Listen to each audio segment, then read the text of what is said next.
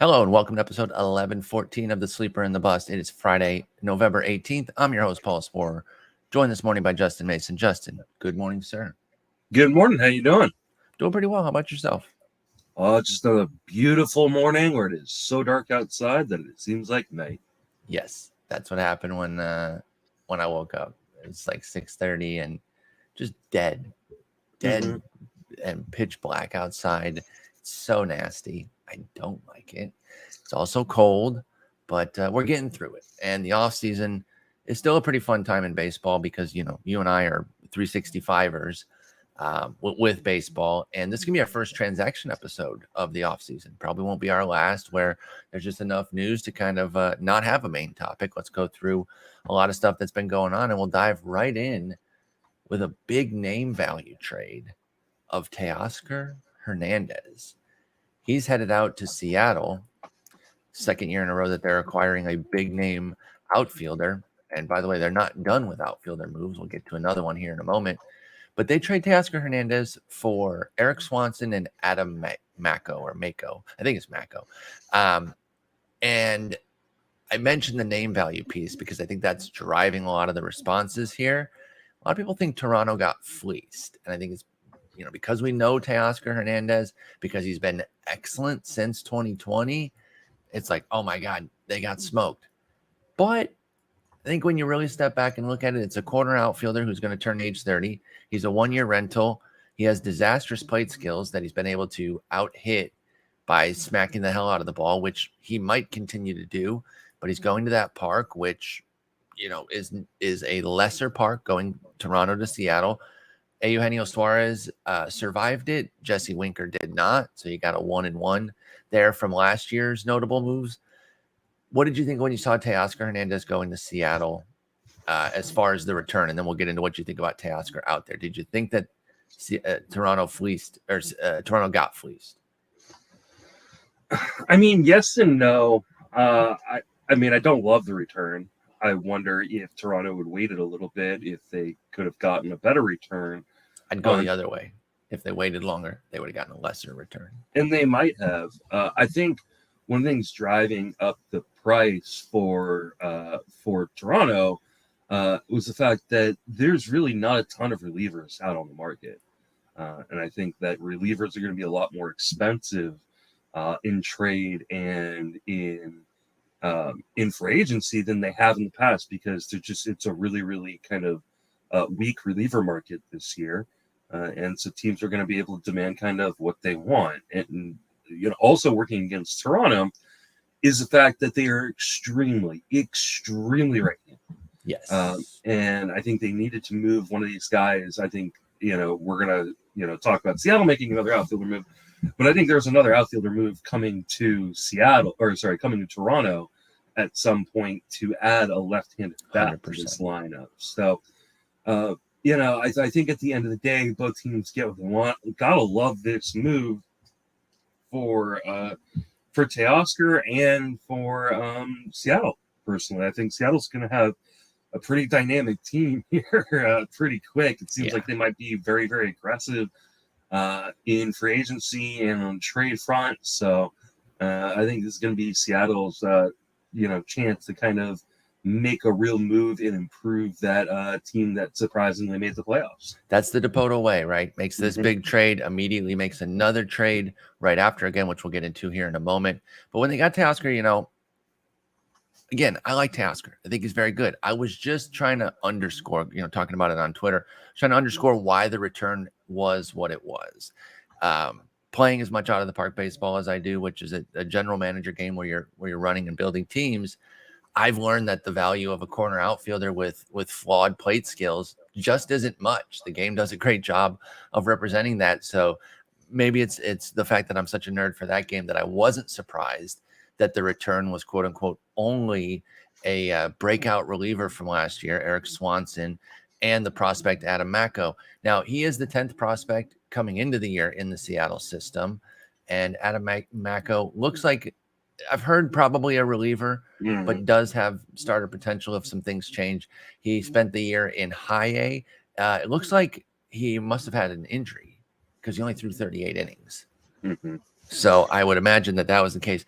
misses a lot of bats, but doesn't really know where the ball is going. That command is why people think Macko's probably a reliever. Let's focus on Swanson. Swanson started to break through a little bit in 2021 with his best season. You know, he was a starter, a hybrid guy in 2019. Didn't really go well. 2020, he threw 7 innings. Who cares? 2021, 35 innings with a 17% strikeout minus walk rate, 3.31 ERA, and a 1.08 WHIP. Not bad, but pretty generic. He gave up too many homers. There wasn't anything too special in the profile. Last year, he took a big step forward, though. 54 innings of work, 29% strikeout minus walk rate. The home run rate cut from 1.3 to 0.5, 168 ERA, and an 0.91 WHIP for Eric Swanson. Now, one of the counterpoints on him has been like, he didn't get used in the playoffs that much. They didn't really use him in leverage. I don't think he's some like badass end of the bullpen reliever. But Toronto, in addition to being overly right-handed, the other big thing about them is it's Romano. And the rest of the bullpen is kind of sketchy getting to Romano. So they wanted to add another stable guy. When you see the skills that Swanson put up this year, how much do you buy into them? 34% K, 5% walk, 15% swinging strike. Throws 93.7 on average, so he's not blowing everyone away with his fastball, but he has the slider and the split finger. So he has 3 true pitches. Do you think Swanson can be a leverage reliever? Not in the 9th, obviously. We know Romano's probably going to hold that job. But do you think he is somebody they turn to in sticky spots in the 6th, 7th, and 8th inning with Eric Swanson? I think so. I think the skills are completely legitimate. You know, you look at like the contact rates, and his zone contact is way, way below MLB average. Or I guess for a pitcher way above it, MLB average. I don't know. Yeah, you're trying to say it's way better. He does not give up very much contact inside of the zone, which is what you want to see from a guy coming in, you know, in those middle or late innings. Like you mentioned, Toronto doesn't have necessarily like a bunch of elite arms behind Romano. I think they've got some good arms. Like, I don't think this is a bad bullpen at all, but I definitely think it was a spot they wanted to address. Yeah. And they started to. I think they need to add a lefty reliever into the mix as well. But I think this is a really, really good start.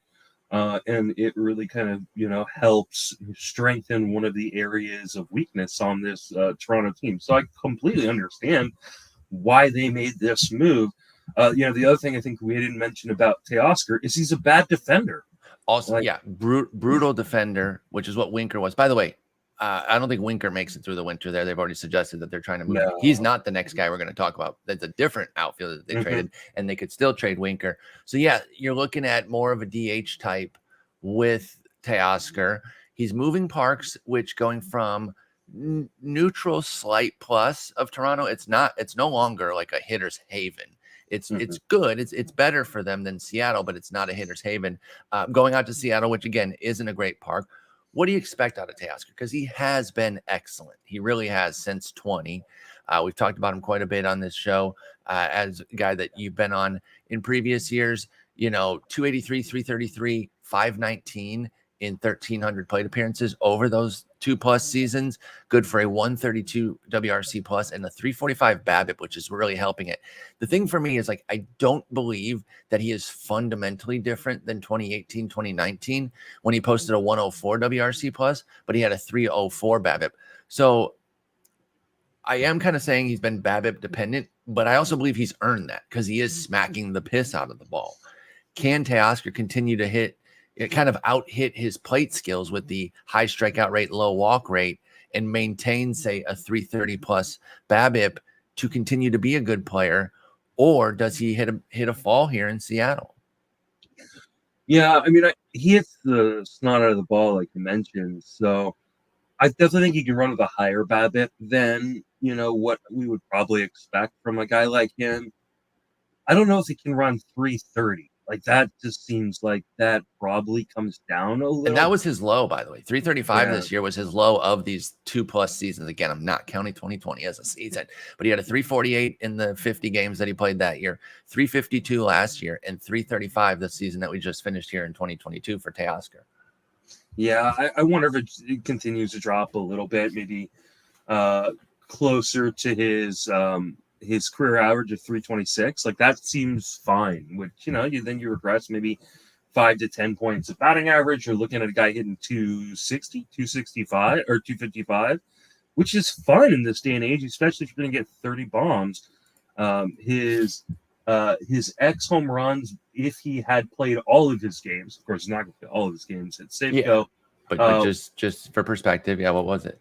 Was 31. Okay. Now that also includes playoffs. I don't know why they include playoffs on Baseball Savant, but they do. That is weird. Yeah, but okay.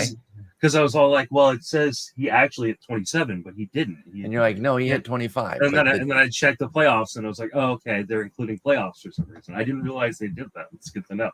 Yeah, I had no idea, if I'm being honest. Yeah, so then you take 2 away from those 31, you still have 29. Like, okay, I'll take 29 home runs or 30 home runs. Because I think that Seattle, once they do trade Winker, will probably make him the primary DH. I think Teoscar becomes their DH. They don't want him out in the field, as you mentioned. Dreadful fielder. No real reason to believe that that's going to turn for the positive either. And you also kind of wonder, hey, like, is this a guy that can stay even healthier? Getting out of the turf, that are in those dome stadiums. Yep. So maybe that's a plus for him. Speaking of that, part of this move, I think, is for Springer. He can't get off the turf because he's still on that team, but I think they want to get him out of center, and that goes back to what you were talking about them getting a lefty. The Brandon Nimmo rumors really fired up for them once this trade was made, and it makes a lot of sense. I think, sometimes you go with just the obvious answer is the right one. I believe that's Occam's razor, and I think that's what we're dealing with here with the Nimmo Toronto thing. I think they're going to really try to make that happen. It fits so many needs with the left-hander, a center fielder, getting Springer off of center field. It makes sense. A guy who can be a true leadoff guy against righties too. Exactly. So that OBP is excellent, and so that's the one thing that Nimmo's going to bring. Now, I will say, we're talking about the turf and how that can hurt guys. He's had some injuries in his career. One thing I will say, though, some people might have this because I've actually talked with people, and the one thing that they say is he sucks as a defender. His reputation was bad defender. If you're still holding that reputation, I want to tell you it's 2 years out of date. Yeah. Brandon Nimmo has turned himself into a great center fielder. So if you're holding that old reputation of him, you got to update it. Now, let me tell you this, Justin. I'm looking at the projections here. We're going to put a bow on Teoscar. 27 homers, 250 average. I know you said about 260 and 30, so you might be a little bit higher, but with 250 and 27, it puts him as the 30th outfielder, and he's the 15th drafted right now. I don't know if your 10 extra points of batting average and 3 homers covers a 15-point jump or a 15-spot jump in outfielder ranking. So how does that suit you as you're thinking about the draft in Teoscar, especially for a guy that you've liked? So the name value and kind of the allegiance is there. How do you feel about the projection versus the draft spot here? Here's the thing for me is I have not even come close to drafting him this year at his ADP. And it's not necessarily because of projections, because most of my drafts have occurred so far before I really dug deep into the projections, but more a matter of the skill set. I do tend to like these guys that can be a little bit more free swingers when they're going late. Teoscar's not going late. Like you've been known to take that gamble to kind of have almost a punt batting average plan where you're hoping to get the 296 that Teoscar hit in 2021, and you get 2 or 3 of those on your team, and then all of a sudden your punt batting average worked out. But now Teoscar's a premium. I will say this, interestingly enough, George Springer's projection is about what you had: 30 homers, 258 average, 11 steals to Teoscar's 8 projected. So it is a little different there, and that has him as the 14th outfielder by Steamer. So do you think Teoscar can do Springer or not? Of course you think he can. How likely is it that he hits that Springer projection and is closer to the 15th? So I by the way, I will say I was wrong. I said your 10 points and 3 homers won't add him 15 spots. Yes, it will. It actually would get him there, or throw in 3 steals too, but it actually would get him there. So where do you stand between that Springer and Hernandez projection? Which one's more likely? We know you're not paying the 15 price right now for Teoscar, but which is he more likely to be this year, in your opinion?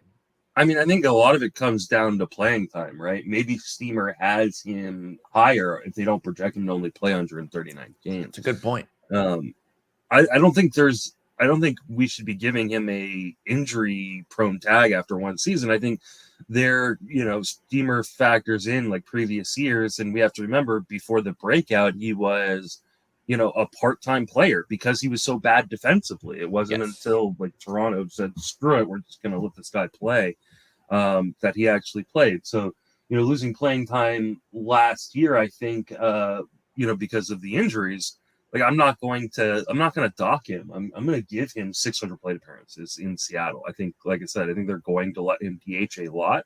They just traded, a pretty important bullpen arm for him. I don't think they did that to sit him on the bench. So unless he's really bad. So if we give him 600 plate appearances, kind of at that projection, we start getting closer and closer to that, 15 home runs, 15th ranked outfielder. I think he's probably closer to the Springer projection than he is to his own at the end of the day. Something I've noticed, because I wrote up some pictures last night, ADP versus Steamer for the site. Man, their projected playing time is not great this year. Like, and I know it's early and it'll get moved around a little bit, but man, like some of the players they're giving innings to is You're ridiculous. Like, I like almost every guy I wrote up last night was like, listen, the projection in itself is fine, but there's no way they get to this. Like Andrew Heaney, I'm looking at the guys. Yeah, I'm looking at the guys you got here, and I'm like, okay. Yeah, I mean they've got Tyler Glass now for 160 innings. He's never thrown 160 innings. Like even between the majors and the minors in one season, he's never done it. Like how are you? How are you projecting that? Like I just don't know. Like I mean, it's just insanity. I totally feel you on that. And you got Alex Wood on here, who's never been a consistent innings guy. So I definitely feel you on that. Andrew Heaney is projected as the 26th starter. I love Andrew Heaney. I even put the Charlie Brown gif of him trying to kick the football into the article because that's me with Andrew Heaney. But how do you give him as many innings as they gave him? Like I just can't. I don't know that you simply can't. I think if you're drafting Heaney, it has to be at a spot where you're comfortable getting 60 innings from that draft pick, which is going to be higher than like where you're taking him. You're expecting more than 60 innings, but you have to plan for that with him and then hope that you can get $130. He's going off the board as a 74th starter right now. That's not bad. That's a great price. For his upside, For Heaney's upside, I'll take that all day. He'll move up once he signs, especially if he signs in a pretty friendly place. But, True. Speaking of, where's Teoscar going to go? Because we've been talking about this 15 draft spot among outfielders, pick 60, 61-ish on average. He's going to come down.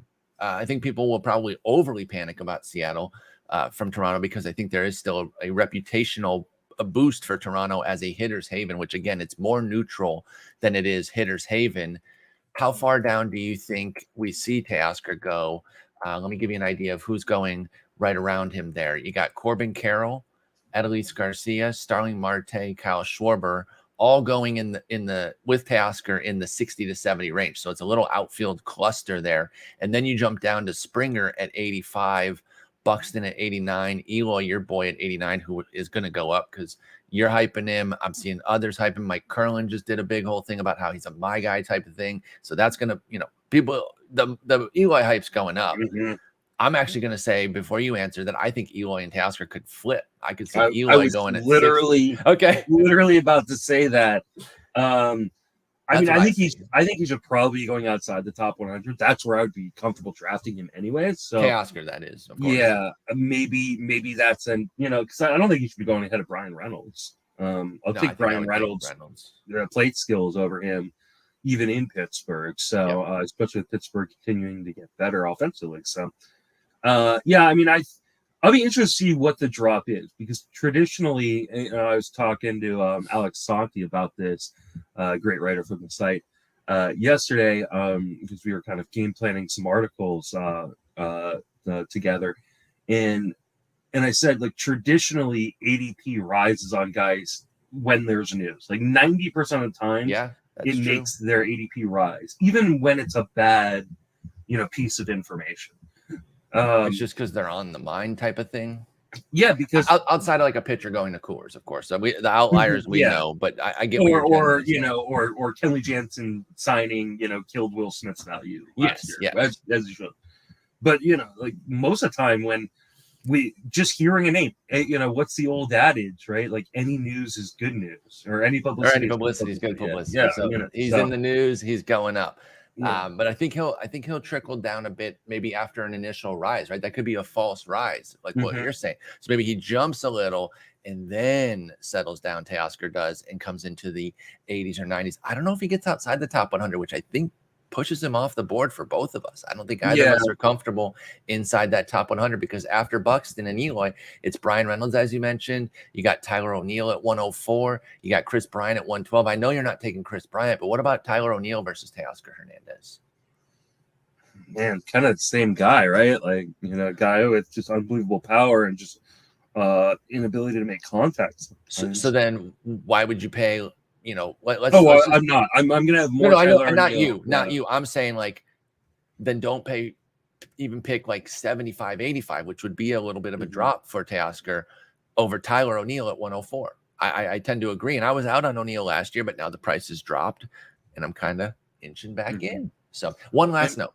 Oh, go ahead. You go ahead. I was going to say Tyler O'Neill's, rumored to be on the trade block as well. So get him in a friendly park because St. Louis, that's one I think exactly doesn't get enough hype for being. I think he's one of those guys where, like, no matter where he goes, unless he ends up in San Francisco, like, it's going to be a better park situation and probably a better, I know St. Louis is really, really good offensively, but that because they're so good, he's never in a crowd the top 5 in hitters. He's always going to be hitting 6, 7, even when he's hot, because that lineup is so good. So like wherever he ends up, he's probably hitting higher up in the lineup, which means more plate appearances. I got some interesting news for you, by the way. Ooh, okay. If he did go to your Giants, it's actually better. Yeah, from the 24th worst park for righties to the 10th. Y'all are up to the 10th for righties over these last 3 years. And remember, part of that's influenced by the pandemic season where they had that door closed or open. I forget whichever one. It's still closed. Yeah. And so it has now added this extra ballpark factor with a jet stream that makes it a little bit more hitter friendly. So San Francisco isn't even that bad. St. Louis is, though. One last note on Teoscar. He destroys lefties, one of the best hitters in the league against lefties. There are currently 9 slated lefties in rotations in the AL West. I know they're not playing as many games against division, but they're still playing a shit ton, right? Because it was fair. I'm not mad or anything, but people push back when I pointed that out. Like, well, hey, the schedule's changing. It is changing, but it's not like they're getting out of the division. You're going from, I think, 70-something games to 50-something games. That's still 50-something games in division where there could be a lot of lefties. Looking at the names, there weren't many that I don't expect to make the rotation. LA specifically, you've got 4. You got Tyler Anderson, Patrick Sandoval, Jose Suarez, Reed Detmers. I think 3 are in for sure. Jose Suarez, I think he should be in, but maybe they don't put him in. So that's 4 there. Oakland has Waldichuk, Sears, and Irvin. They might trade Irvin because he's getting a little bit older, but I think Waldichuk and Sears are definitely in. Texas, you have Martin Perez, who took the QO. We're going to get into that in a moment. And then Houston, you have Framber Valdez. So a lot of lefty opportunities there for Teoscar. Bottom line, interesting move, probably too expensive for Justin and I. Let's move on to Seattle's other move, this time of another outfielder leaving, and that's Kyle Lewis going to Arizona. This was another name value thing where everyone knows Kyle Lewis, even though he's been hurt and not playing much lately, but they know him, former Rookie of the Year. He gets traded for Cooper Hummel. Everyone's like, who the hell is Cooper Hummel? I get that, but this isn't really an unfair trade to me because you just can't bet on Kyle Lewis to stay healthy. So people are still dreaming on him, and I get it. He's only 27, and if he can find some health, he can be good. But I understand this deal here. What did you think of Cooper Hummel for Kyle Lewis? Start with Kyle Lewis in Arizona. What do you think? I mean, Kyle Lewis is all about health, man. Like, it's just, good on the Diamondbacks for trying to make this kind of deal. It to me tells me one that maybe Lewis is going to be ready to play kind of come opening day. Like I don't think that. Sorry, pardon me, real quick. Is he not getting drafted in? Probably not. I mean, oh, there he is. He's util. I was util. I was under the outfield, but he's okay. He's picked 593 on average. So we always talk with Kyle Lewis that it comes down to the health. We all know that. So that's the starting point. Are you buying at 593? Are you taking that shot? Okay. Yeah, why not? I mean, 593. That's nothing. Like that's not round pick. Yeah, it's not being drafted in a standard fab league. Like in a that's draft champions only. Yeah, I mean, take the gamble. I mean, this guy is a guy that, when he is on the field and playing, is a top 50. Well, no, let's say top 40 outfielder. Yeah, I would say at least 50, right? Which is what you were going to start with. Yeah, at least 50. I felt like that maybe that was too low. But it's been a while since we've seen him. 18 games this year, 36 last year, 58 in 2020, which was 58 out of 60 though. So that that was his season right now. I will say this though, and you've always been good about pointing this out. Yes, take him in draft champions, but don't get too many guys like Kyle Lewis, because if a bunch of them bust, then you have a lot of dead spots. But you need to mix in some of those high upside super gambles, and I think he's an interesting one in Arizona. I think now here's the thing though, where the frick is he gonna play? Now I think they have another move coming, but we already talked about how Alek Thomas, is penciled out right now with Varsho, McCarthy, and Corbin Carroll. Now you're adding Kyle Lewis. You mentioned DH. That could be an avenue for sure. Obviously, his health is such that, we're not worried about penciling him in for 500 plate appearances right now. My big question is, do you think one of those three that's currently penciled in, Carroll, Varsho, McCarthy, is traded this offseason for like a pitcher? I would hope so. Like, I would hope they would move one of these guys. It won't be Carroll. I don't think it'll be Varsho. I think if anybody, it's McCarthy, or maybe it's Alek Thomas. I think Thomas could be the move, because I think that could get you a really nice. I think they need a number two, a co-star for Gallen. Merrill Kelly was great. Alek Thomas for Pablo Lopez. Do another Jazz Gallen deal. Yeah, I mean there you go. Makes a ton of sense. So. I mean, that's the thing, like, is he kind of buried? And how much is buried my boy Seth Beer, who is like the left-handed version of Kyle Lewis, of a guy who's got a ton of talent in the bat, but can't play on the field. Now, he can't play on the field for a different reason. It's because he's built like me. Yeah, inept fielding, not so much the injury piece. Maybe the worst fielder I've ever seen live. We saw him at the Arizona Fall League, and he had the most routine pop-up at first base, about 4 feet in foul territory from first, and he missed it by about 4 feet. It was hilarious. We were like, wow, unreal. This is as advertised, right? Because we had heard about how bad his fielding was. We're like, okay. And then it showed crystal clear in 4K that Seth Beer couldn't field. So there is some cluster in Arizona and Seattle right now with this trade. I don't think either team is done, especially Jerry. I wouldn't be surprised if Seattle pulls another trade. Yeah, and I'd be super surprised if Arizona was done, considering the depth they've got at certain places and the shallowness they have at others. Yes. And because they have such a young team that doesn't cost them very much money, like, this is the time to go spend on a big name or two. So I think both teams are in a position where they could figure out a way to get a big free agent to add to. Seattle obviously already reached the playoffs. They're fully on the rise. But this Arizona team, we talked about the baby snakes all in the second half, about how much they were crushing righties. They did have Gallen, obviously, as an ace. Merrill Kelly, Dre Jameson, Ryan Nelson did some things. This team is not that far. The difficulty for them is that division, because they have LA and San Diego that they have to contend with. And I don't think your Giants are just going to go quietly into the night. I think they're going to have a big offseason to try to get back on track too. So that part's tough. Anything for Cooper Hummel. He's caught in the past. I don't know if he retains catcher eligibility in NFBC. I don't believe so. He's just short. So he'll have it in Yahoo. Yep. So I mean, I don't know that Hummel is a super interesting guy. It would only be draft champion 50 Yeah. round type stuff if he did have the C eligibility, but with outfield eligibility only, he's picked 706 right now. I mean, That'll go up, but who cares? but yeah, like that's the 47th round. If he's a 40th, something in the 40s round pick, and you just need a guy, fine. But I don't really have any hope for Cooper Hummel, and I hope Alex Chamberlain doesn't hear this because he'll cry if I'm shit talking Cooper Hummel. But switch hitter, a Cooper Hummel guy. I'm fairly certain he is. Yeah. Top article right now from Halloween.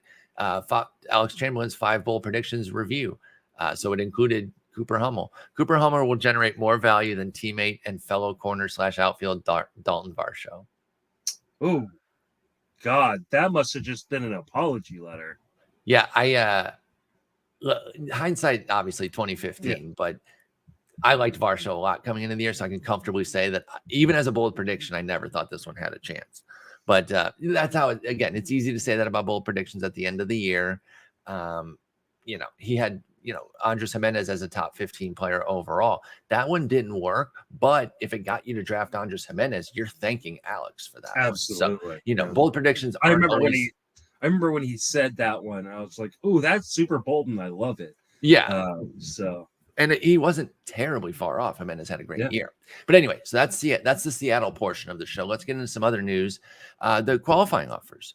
We figured that there would be a couple taken. I thought 3 for sure, upwards of 4. It ends up being just the 2. Joc Pederson and Martín Pérez, who I mentioned earlier. Let's start with your boy Joc in San Francisco. This one felt like a slam dunk. Joc Pederson had an excellent year for your team, and he's being offered 20 mil to stay there for another year. How would he not do that? Because he could have maybe found a multi-year elsewhere, but probably for like 10 mil per, not 20, maybe even like 12 or 13 mil. But he's figured, I'll take the 20 and I'll run it back next year at age 31 or age 32 and see if I can get a multi-year there. How do you feel about Joc back in San Francisco? How close can he come to repeating the 23 homers, 70 ribby, 144 WRC plus season that we just saw from Joc Pederson? I mean, I think he can repeat it pretty easily, considering the Giants clearly don't care about their defense. And they're really good at platooning these guys. Well, what if he's the first baseman, though, right? Because Belt's gone finally, right? Yeah, but I think Flores is the first baseman, and JD Davis is playing third. And you're right. I think Joc has to. I hope as a Giant... no, they got him penciled in at DH. That's roster resource. Yeah. No, I mean, I think they would like to DH him. I think Giants are going to make a bunch of other moves. It's just hard to know what moves they're going to make. Absolutely. I hope this is a sign, as a fan of the Giants, I hope this is a sign that they're not looking to make long-term moves, right? Yeah. And that the Aaron Judge rumors are just them trying to drive up the price for other teams. So, because I don't think they're in a spot where that makes a lot of sense, and I think Aaron Judge would be an awful. That's going to be an awful end of the contract, no matter where he signs. So, he's already older too, right? Like, Aaron Judge is a late bloomer, and I know that he worked on his flexibility. That's helped him stay healthy in the short term, but you're still talking about a really big body like that. Probably won't age super well. It's just hard. Like, no matter what he does, it's going to be hard for him to keep that body intact, no matter what. And I wish him the best. Like, I'm not rooting on his downfall, but I would only root for his downfall if he signed with the Dodgers. Like, that's that you would openly do. I understand. Yeah. So, to your point though, Joc played a ton of outfield last year. He only DH'd 14 games, and he was comically bad. Outs above average, second percentile, not second place, second percentile, which is horrendous. Outfield jump, second percentile. Arm strength, 45th percentile. So like he has he's got a good arm, average-ish arm, but obviously he can't get to the ball very quickly. He's not making a ton of outs.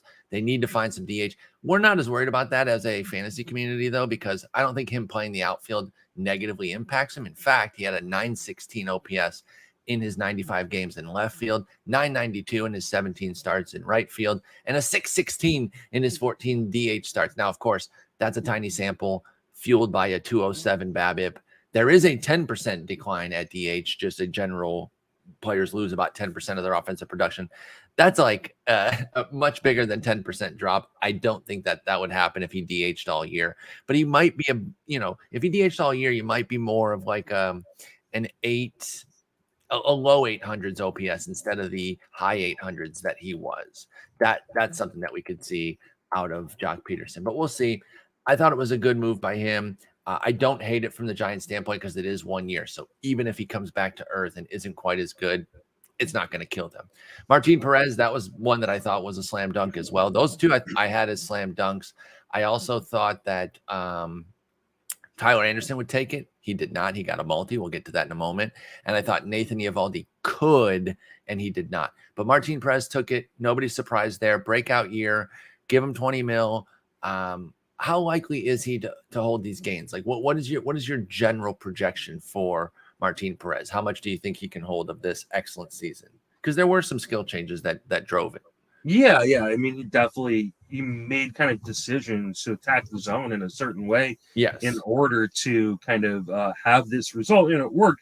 I think it was only going to work really well in Texas, in a stadium like Texas. So the fact that he's resigned there makes me feel a lot better that he can. I don't think he's going to repeat exactly what he did, obviously, but I think he can get, at least be a better version of what we've seen prior to this. So yeah, I think he's probably one of the most underrated guys in the market. I mean, last episode we were talking about, I can't remember who. Oh, it was Oscar Gonzalez could be this year's version of Adolis Garcia, a guy that the market just hates so much. That he all of a sudden becomes a bargain, even though we see the flaws, right? We see the flaws in Martín Pérez. He doesn't throw hard. He can get hit around when he's not locating properly. But if the hate continues to go this far, then he's going to be a bargain at the draft table. And right now he's a bargain at the draft table. You're going to get a crap ton of innings in a really, really good park. Are they all going to be great innings? No, but I think he could volume his way into being very, very valuable, and I don't think we're going to see him turn back into like a 4.50 ERA guy. Yeah, if the home run suppression sticks, I think that's really the key here for Martín Pérez. That was such a big factor for what he was able to do. He literally didn't give up a homer until June.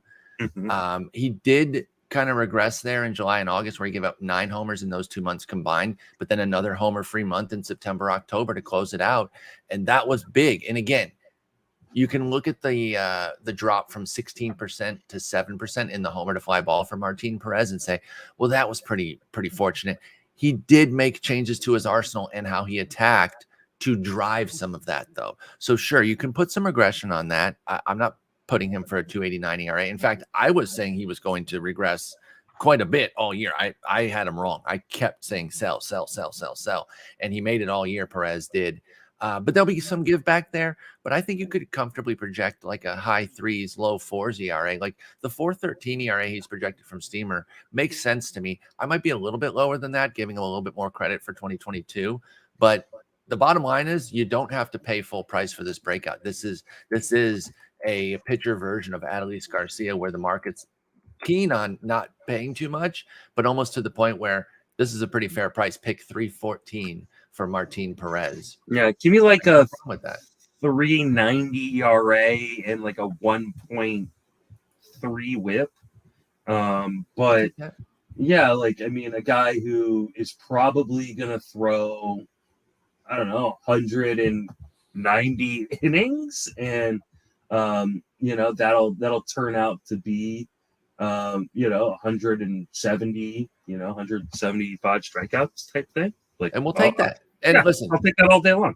We play deeper leagues. He's a 15. Martín Pérez is a 15-team league type of guy. In your 12s and 10s, you're probably not even worried about drafting him. He's late if you do, and he's a team streamer in those type of formats anyway. For Martín Pérez. And here's the thing: if you're playing, I kind of prefer him outside of the draft and holds, right? I kind of prefer him inside of these fab leagues, these 30-round fab leagues. Because if he turns back into the Martín Pérez of old, he's an easy cut. He's not one of these guys that, they're going to be people drafting Aaron Ashby, for instance, like he's a really good example of a guy who I think is actually really well priced right now. But like they're going to draft him and they will hold on to him for months and months because they think, now, he's got such upside. The downside to drafting upside late is these are the guys that you will hold on to while other people are making moves.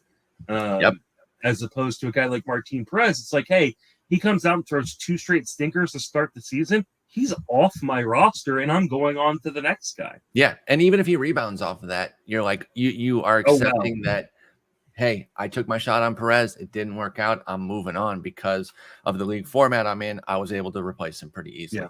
And maybe in that particular format, you replace him with this guy because maybe he gets off to a bad start in LA or staying in LA, I guess. Not really. I know they're in Anaheim and people who live in LA freak out about it. But Tyler Anderson goes to the Angels. He had a multi. And that was the only way he was going to decline the QO, was if he had a multi-year deal locked and loaded. Turns out he did, and Tyler Anderson inks a 3-year deal to go to the Angels. So from one LA to another, how much do you think he stayed with the Angels so that, like, when shit's going awry, he can just drive over to Chavez Ravine real quick? Actually, you can't drive anywhere real quick in LA, but you get my point. So he can just drive over there real quick, talk to Mark Pryor, and get back on track. Do you think that's why he signed with the Angels? That's my speculation. I can't prove it. I think in this day and age, like, guys can just text, right? I mean, they could, but he needs that. Maybe there's just a really good taco spot in LA that he loves. He just refuses to get. They're giving me a 3-year deal, so I got to take it. But at least I get to stay close to Del Taco or wherever. Yeah. If Del Taco is the place. I'm not saying that Tyler Anderson's a smart dude. I'm just saying he probably is saying he's really obsessed with that Del Taco. So he gets a 3-year, $39 million deal, eschewing the $20 million. And that's exactly what I thought he would need to decline the $20 million. You get $40 million, you double it up, you spread it out over 3 years. Certainty is a big deal for players, especially when they're a bit older, like Anderson is. He's not old, but he's older, and he's coming off a huge breakout. Now, again, there's always that question of, like, how much can he hold of what he learned? They taught him something with that changeup, right? That's plain as day. It's not, I think that's part of it too, is like, they didn't teach him 10 different things to make him good. They said, here's the best thing you do, Tyler Anderson. Do that a lot. Do that a lot. And I bet you'll find more success. So he jumped his changeup up. And it wasn't even that the volume went crazy. The pitch was just exponentially better, but he went from 25% usage to 32% usage. The pitch value, which is not predictive, but tells you how good the pitch was this year, went from minus 3.9 pitch value for the changeup last year to 14.8 this year. Not just one of the best changeups in baseball, one of the best pitches in baseball. Even if you regress that, of course, 2.57 ERA, 1.0 whip. Nobody's expecting that. Give him a full run of ERA. Give him 0.15 extra of whip. 3.57,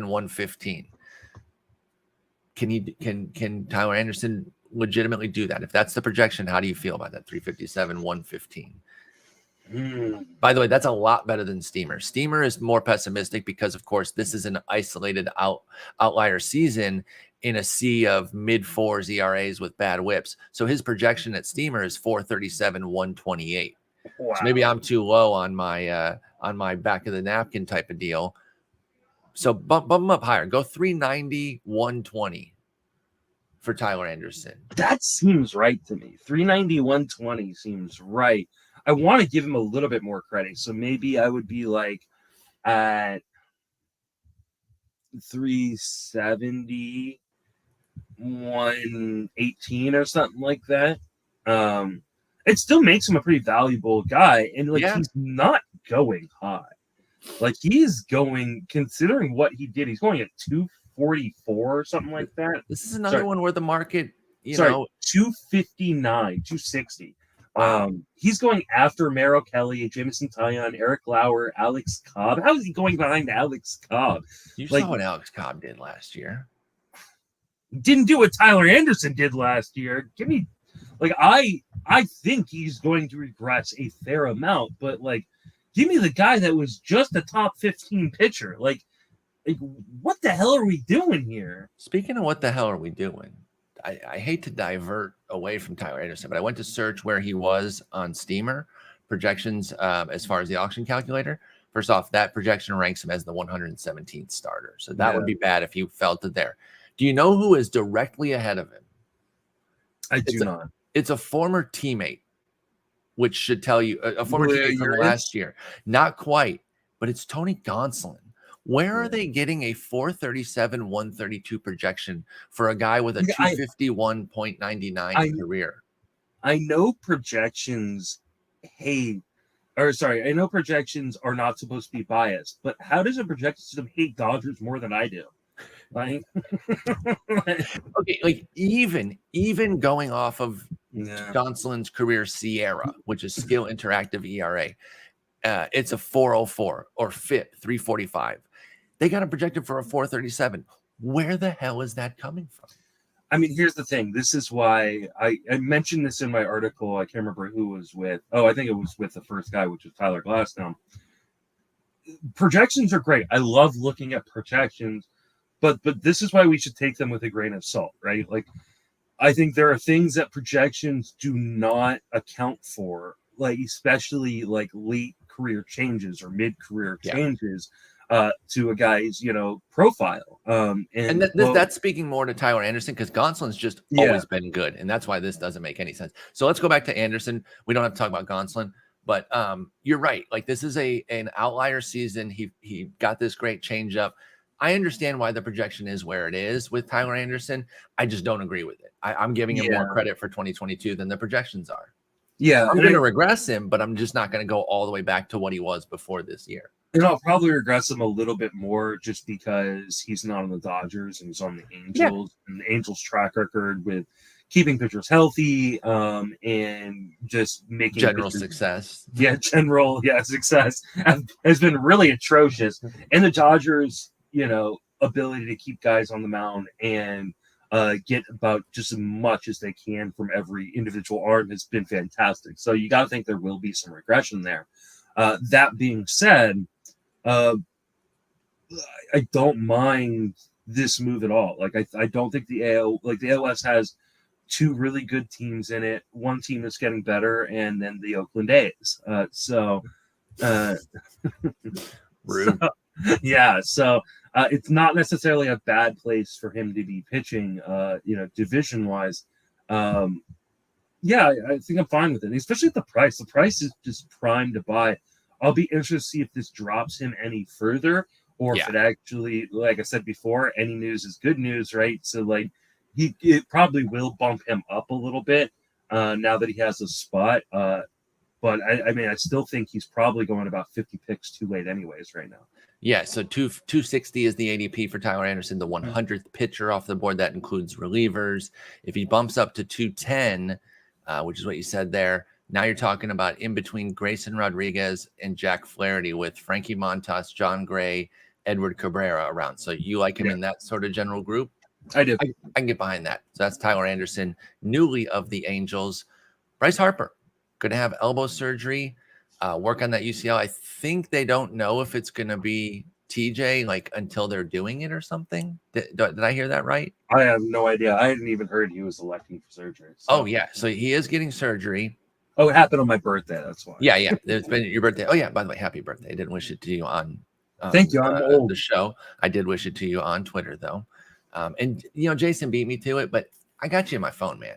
It pops up. Oh. It pops up every year. I know because I'm not a birthday rememberer, so I got to have it in my phone. I'm awful. I appreciate everybody who reached out to me on Twitter. I got you. Got some really nice messages. Very, very nice. So, happy birthday. How old are you? I'm 38.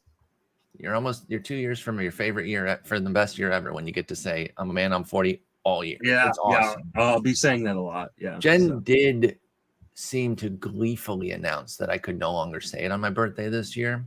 Ooh. So she, because I turned 41. So she seemed to be, maybe she didn't express the annoyance with me saying it all year, 5 trillion times. But once it was done, she was pretty eager. She's like, "Oh, you can't say that stupid phrase from 500 years ago anymore, you old." Sure, you're still 40 something. I know. I'm a man. I'm 41. I can change it. Anyway, This is actually some pretty big news here because the comparison that they have is Ohtani. And when he got surgery, and he got his in early October of 2018, about 7 weeks earlier than Harper, and he missed the first 5 weeks of the season. Now, you can't just do a perfect 1-to-1 and match up the timelines and say, this is what Harper's going to miss. But I think he's down 6 weeks. Yeah, I'm kind of going with a 6 weeks to 2 months missed off rip. And I'm going to be honest, in draft champions, Bryce Harper is off my board. I'm just not inviting a near 2-month injury onto my team because I know I'm going to get a bunch of other injuries that I didn't plan for. Why would I want to bring him on board? How do you feel about a Harper season that's going to be compromised here for, I would say, at least a month minimum? I think you got to go 5 months for him. How do you feel about Harper now, and where would you put him on your draft champions draft board? Because that's what's going on right now. There's also cut lines where I would take him because 4.5 months of Harper in a best ball is different. But in draft champions, for me, I'm just not taking him. What do you think about Bryce Harper's injury? He's off my board in anything except for a best ball league.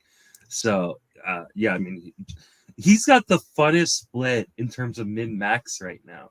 His min is 6th. Someone took him 6th overall in a draft. Before they got this max is 98. Okay, so that gives us a good insight onto where he's going to fall then, right? Well, his ADP is 19. So more people are closer to the 6. Well, the injury news just came out, though. But we've known he was injured. But we didn't know that he was going to miss time. We knew it was a possibility. And he's UT only. I will speak for myself. I didn't. I didn't. Really? I wasn't. Like, I knew he was hurt. I knew he played through, and if we didn't have the DH, he wouldn't have been able to play in the playoffs and all that. I didn't know that. I thought whatever was going to get done was going to be handled within the offseason. But now that it's a surgery, there's missed time. It's coming. Like, there's almost no way that Bryce Harper won't miss some time. So I was unaware. So I will put my hand up. Maybe the field was too, because I think the field was. I really do.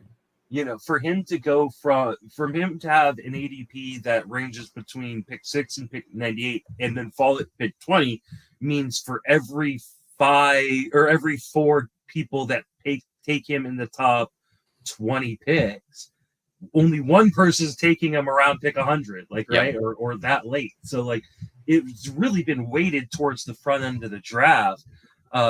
Which is insanity. There's no way he's on my team. So there's only that one draft since the news, right? Because other drafts have started, but they don't put them in the ADP until the draft is done. So there's only been the one draft. Zero drafts have been completed since that. So one has. I did from 11. Yeah, but that means it was completed. He was probably drafted way before that. Well, no, he went 98. Oh, so that was the one draft. That's what I'm saying. The one draft in this time frame since it's been announced was the one where he went 98.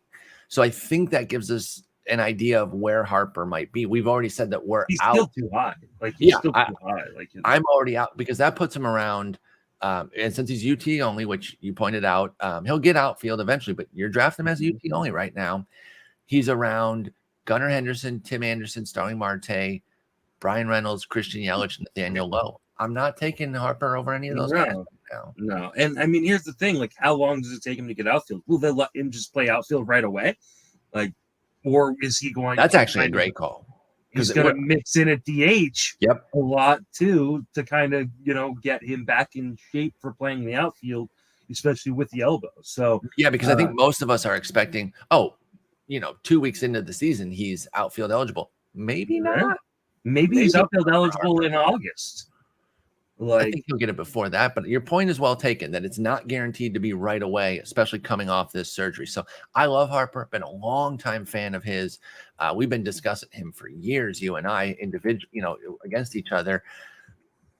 The only place that he will outside of best ball leagues, that he could end up on my team is if I get a pretty big discount in a league like Tout Wars. And I say a league like Tout Wars, I know a lot of people are like, I can't play in Tout Wars. They won't invite me. There are some leagues that have unlimited IL spots. Yes.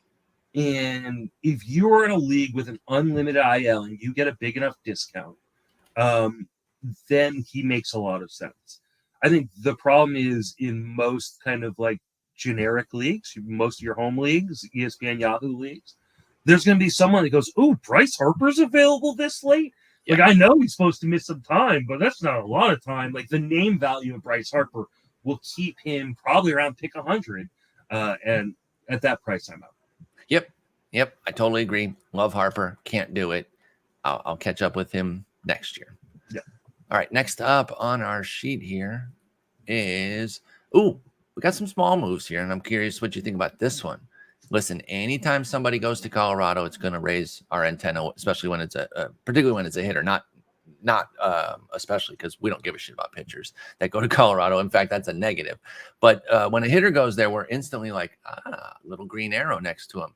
Do you feel that way about Nolan Jones of Cleveland, the prospect, a power kind of all or nothing type of guy, debuted for a little bit this year. He gets traded out to Colorado from Cleveland. He had a 244, 309, 372 slash in his 94 Major League plate appearances this year, just a 93 WRC plus, but he did put up a 122 in AAA, hitting 9 homers in 248 plate appearances down there.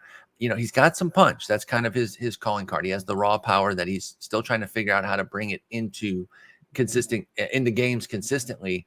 Does Colorado help him untap that? And is Nolan Jones now on your draft champions board? Or was he already, by the way? He kind of was already. Okay. The problem with Nolan Jones is we know there is power in the profile. The problem is you cannot tap into that if you're going to swing and miss as much as he does. It's a small sample, but he had a 71% zone contact rate at the major league level. For reference, that is atrocious. League average really is around 84, 85%. So 71% is atrocious. It would, if he was a qualified hitter, it would probably make him the worst or close to the worst hitter in all of baseball in terms of contact skills. So that's what you're getting. I don't even know where he cracks this team, and it's not a good team. It should be fairly easy to crack. I also don't know that he really serves them at all in terms of ability to play the field. What they need is a center fielder. They don't need and that's not an outfielder. He's not a center fielder. Because you're not gonna. I don't think they're gonna, put Blackman in center. No, they need to actually get somebody. Bryant. They need to go unless they're gonna run with Jonathan Daza. Kevin Kiermaier makes sense. He's old and can block off talent. He's injury prone, which is perfect in a park. 7-year deal, baby. 7-year deal.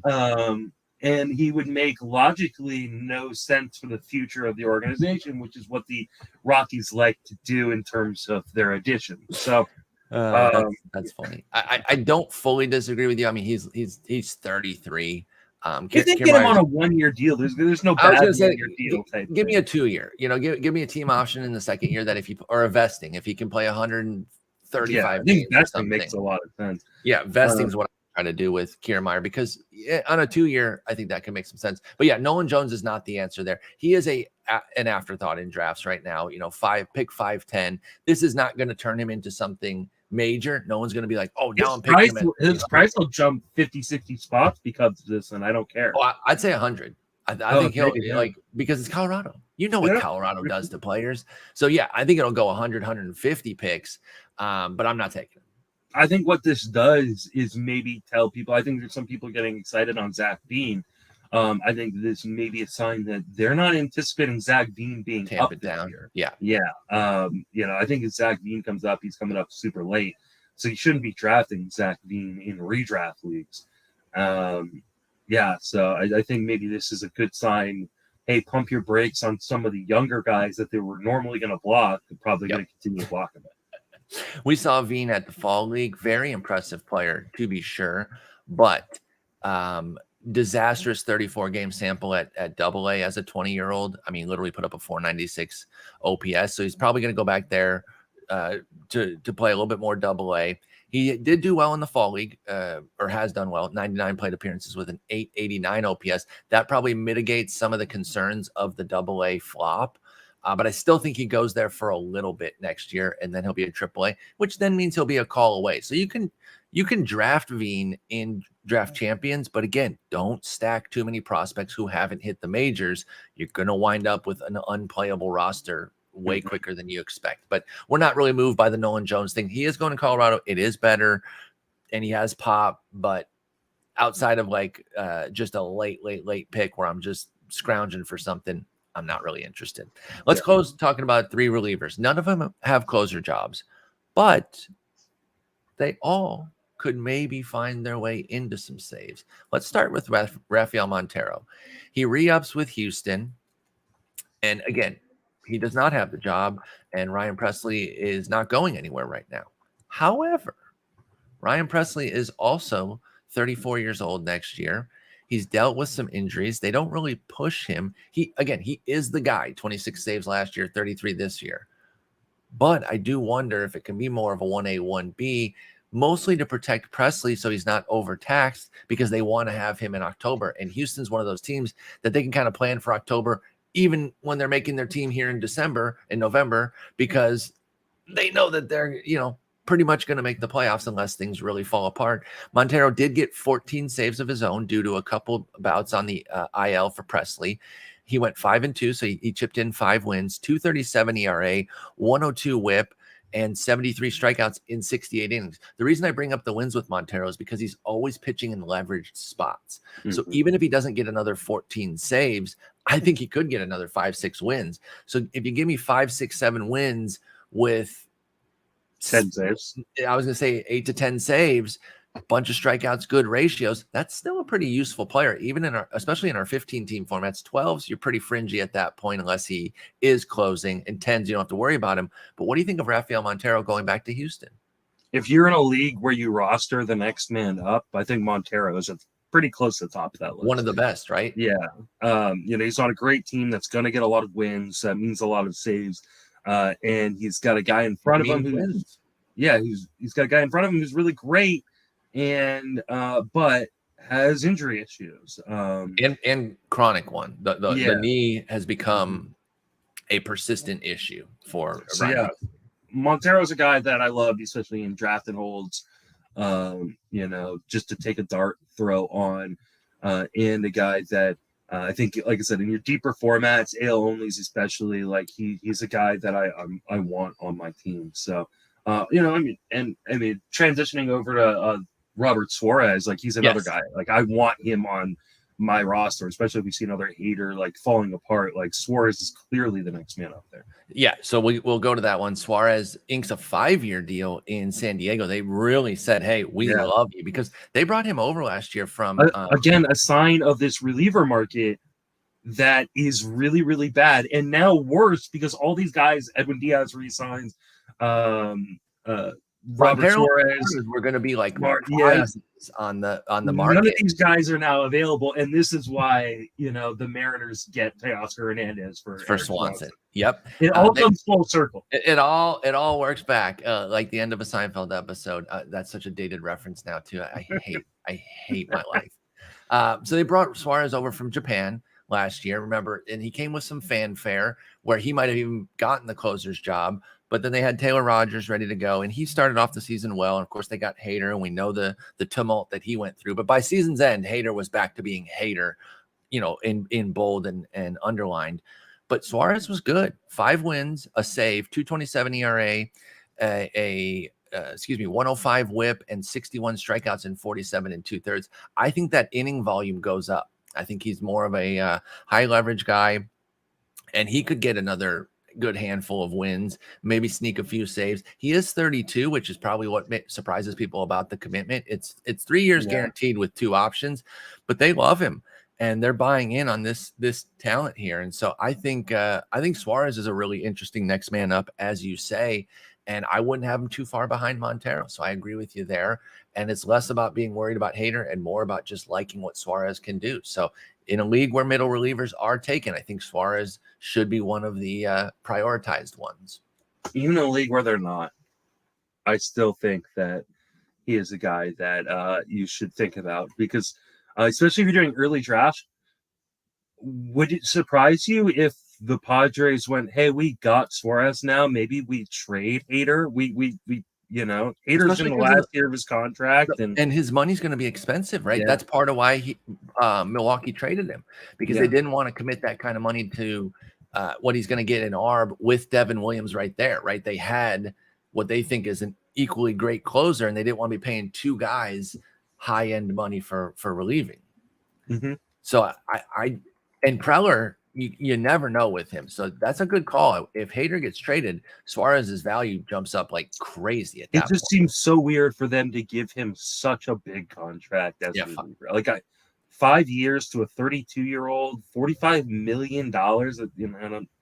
That's a lot of money for a guy who's not closing for you. So what if he is closing for you?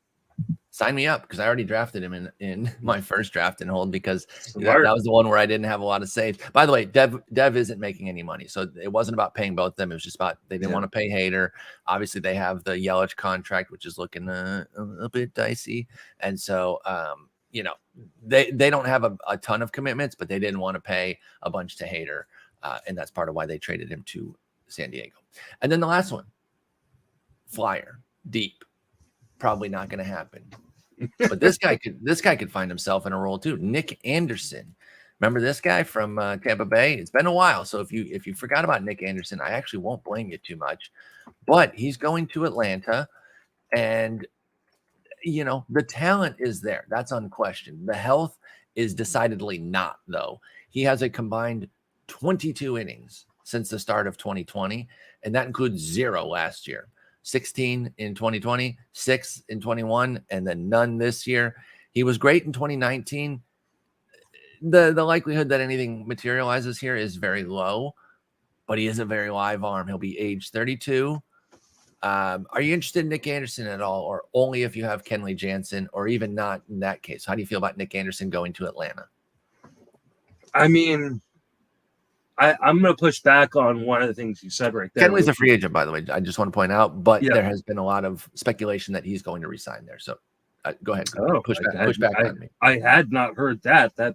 Some speculation. Sorry. I'm overstating it.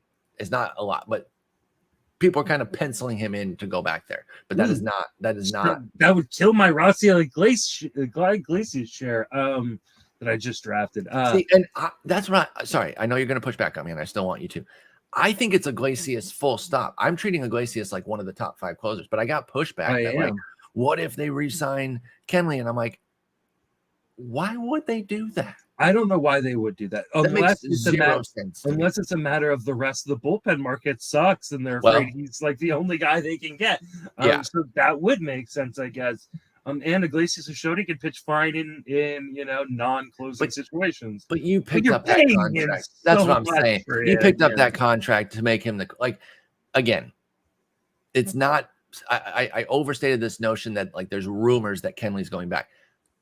I received pushback in a conversation where people were seriously. So there are some folks seriously entertaining the notion that Jansen goes back. I disagree with that notion. I think it's Iglesias as the guy. What did you want to push back on? I think there's a better chance that Jansen goes back to the Dodgers than then goes back to the. I would agree with that. Back to Atlanta. I want to push back on the notion that we know that Anderson is still good. Oh, that's fair. I will not. I will relent on that 100%. We have no idea what the heck this guy is. Yeah, I mean, he threw 16 innings in AAA. They were awful. Yes, he was dog shit in AAA this year. His homer per 9 was 2.81 in those 16 innings. His strikeout rate was nothing. I'm surprised they gave him a guaranteed $1 million contract for the majors. So that's why he didn't make the majors this year then with the Rays, because when they saw him in AAA, they're like, well, you're not ready to come up and do anything. Yeah, we can't have you pitching in the playoffs. I mean, I think this is just a name to watch. He's not even on my board in a draft and hold at this point. Not even specking for saves, because I believe in Rysell. And like I said, I have Rysell as a top 5 guy. Yeah. Okay. Well, then we don't have to worry too much about Nick Anderson. But this was our first moves only episode of the offseason, and it feels good. We were talking offline before we got started here.